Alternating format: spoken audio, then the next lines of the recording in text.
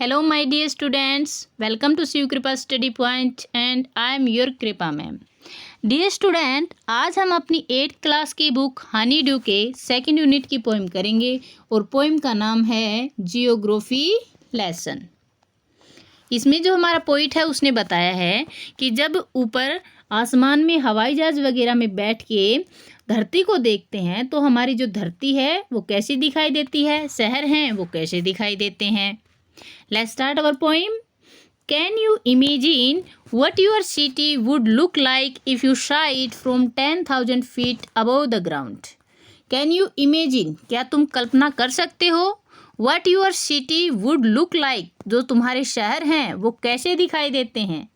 If you saw it, अगर तुम इन्हें देखते हो from 10,000 feet above the ground, धरती से 10,000 फीट की ऊंचाई से.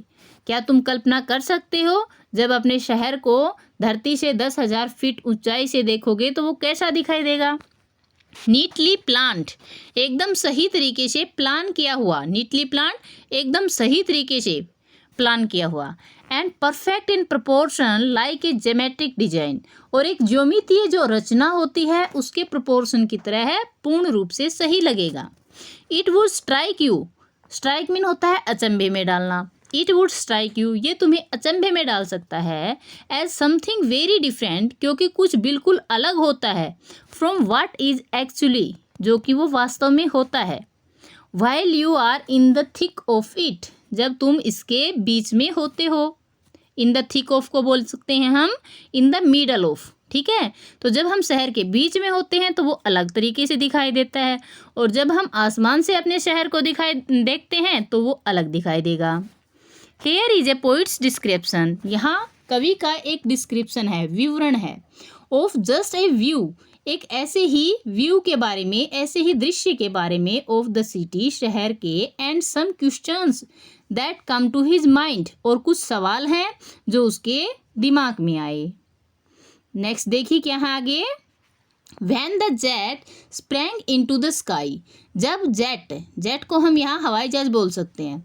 जब हमारा हवाई जहाज sprang into the sky, sky में, आसमान में उड़ा. sprang मीन उड़ा. इट वॉज क्लियर, यह साफ था.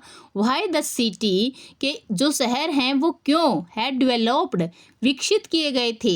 द वे इट हैड, जिस तरीके से वो हैं वैसे उन्हें क्यों विकसित किया गया था.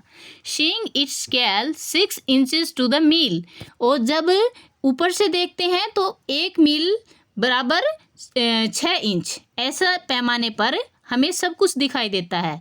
अर्थात जो सब कुछ चीज़ें हैं वो हमें बिल्कुल छोटी छोटी दिखाई देती हैं. देयर शेम्ड एंड इनवेटिबिलिटी, इनवेटिबिलिटी मतलब असंभावित, ये बिल्कुल असंभावित प्रतीत होता है. अबाउट व्हाट ऑन ग्राउंड, की धरती पर जो कुछ भी है. हैड लुक्ड हैफ्जर्ड, सब कुछ अस्त व्यस्त प्रतीत हुआ, अस्त व्यस्त दिखाई दिया. अनप्लांट, अव्यवस्थित था.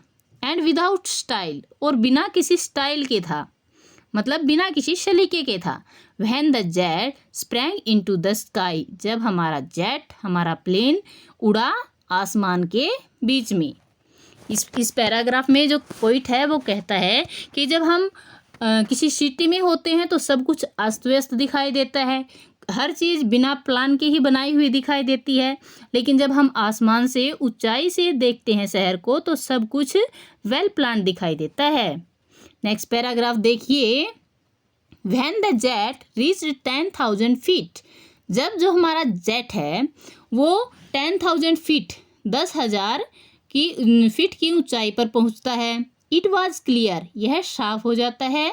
Y the country had cities where the river run, why क्यों, द कंट्री हैड सिटीज, जो देश हैं उनमें शहर होते हैं. Where the run, river run, जहाँ पे नदियाँ बहती हैं.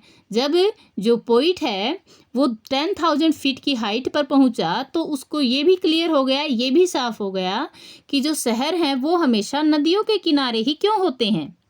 And why the valleys were populated, और जो वैली हैं, वैली मीन्स घाटियाँ हैं, वर पॉपुलेटेड, अत्यधिक जनसंख्या वाली क्यों होती हैं.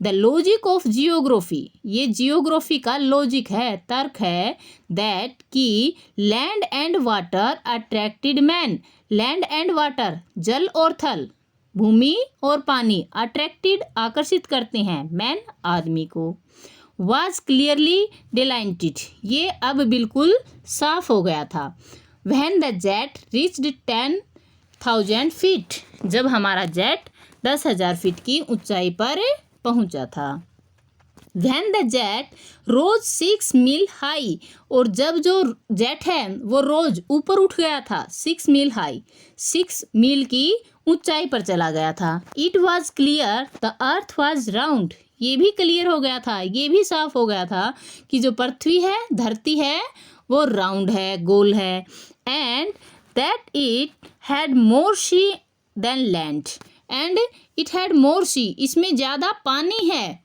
देन लैंड, धरती की अपेक्षा, इसमें धरती की अपेक्षा पानी ज़्यादा है, समुद्र ज़्यादा हैं, but it was difficult to understand, लेकिन ये समझने में मुश्किल था, डिफ़िकल्ट टू अंडरस्टैंड, ये समझने में मुश्किल था, the man on the earth found cages, the man on the earth, धरती पे जो लोग हैं वो फाउंड काजेज, कारण ढूंढ लेते हैं, कैज मीन्स कारण, फाउंड मीन ढूंढना, कारण ढूंढ लेते हैं, टू हैट ईच अदर, एक दूसरे से नफरत करने का, to build walls across cities, और शहरों के बीच में वाल, दीवार बना लेने का, एंड टू किल, और मारने के लिए हमेशा तैयार रहते हैं, फ्रॉम दैट हाइट, इतनी ऊंचाई पर भी, it was not clear why, ये समझ में नहीं आया कि ऐसा क्यों होता है।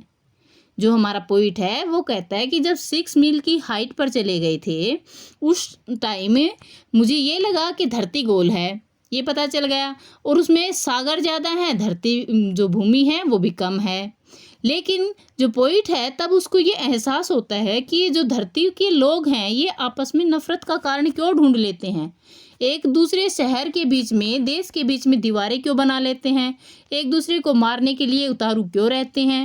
इतनी ऊंचाई पर जाने के बाद भी कवि को ये सब कुछ समझ में नहीं आया। जुल्फिकार घोष ये हमारे पोइट का नाम है। तो प्यारे बच्चों, हमारी पोइम यहाँ पे पूरी होती है।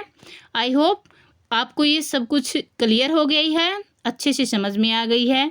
अब जल्दी से वीडियो को एक प्यारा सा लाइक दे दीजिए, और अगर आप चैनल पर नए हैं तो सब्सक्राइब कर लीजिए, और पास में आए बेल आइकन को ऑल पे सेट कर लेना, ताकि मेरी वीडियोस सबसे पहले आप तक पहुंच पाएँ।